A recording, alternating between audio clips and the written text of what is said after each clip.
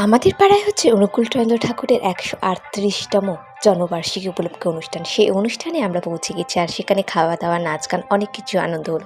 তোমাদের সাথে শেয়ার করলাম। কমেন্টে জয়গুরু লিখতে ভুলবে না কিন্তু।